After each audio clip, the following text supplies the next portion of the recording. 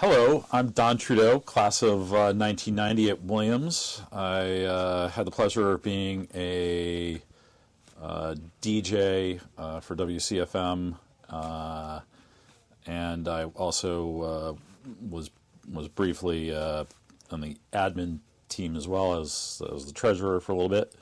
And I'm here today to talk about music, and I guess this is part of a collage of things. My collage is nothing deeply meaningful, except that part of the thing that I always liked about music was the learning, the discovery, sort of the newness, the unexpected, that sort of thing. So for just happenstance reasons, happened to be watching something, in 2010 or some date like that, and caught a video performance of Fitz and the Tantrums. It was either right at or just before they released the album Songs for a Breakup, which is I liked everything about the band name, Fitz and the Tantrums. Their sound was sort of a little bit of a throwback. It turns out that the lead singer was from France. Fitz isn't really what you would think of for French, but in any case, it was a melange of things, and their music was just very interesting and catchy.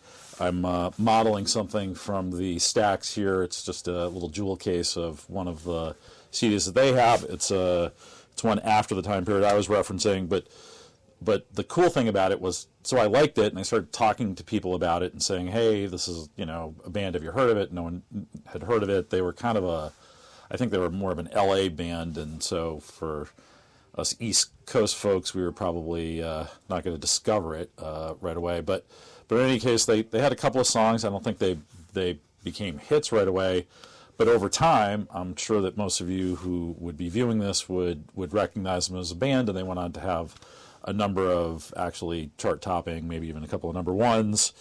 This particular album is More Than Just a Dream. And there was one other one in the stacks. I don't know why they're missing a bunch of them. They have a pretty good collection of music, but Out of My League and Hand Clap. I'm sure everyone knows that.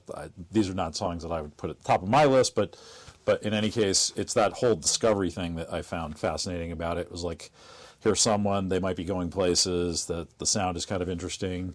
It wasn't like the sound of the moment, so it wasn't like I was talking during the grunge period and found another grunge band and said, hey, they're part of it. They were kind of different than everyone else at the time, and then they went on to some commercial fame and fortune, and other people discovered them as well. So it's just part of the interesting thing that draws you into music, and when you talk to other people about what they like, or what they've experienced or what they've discovered, and they share it, and you get their take on it. It makes you, it builds a connection, but it makes you have that interest, or engenders that interest in you. So that was kind of my introduction to, well, not my introduction, it was my continuation of my enjoyment of music, and I continue to enjoy finding new things to this day. So here's to all of you out there who are hoping to find the next new thing.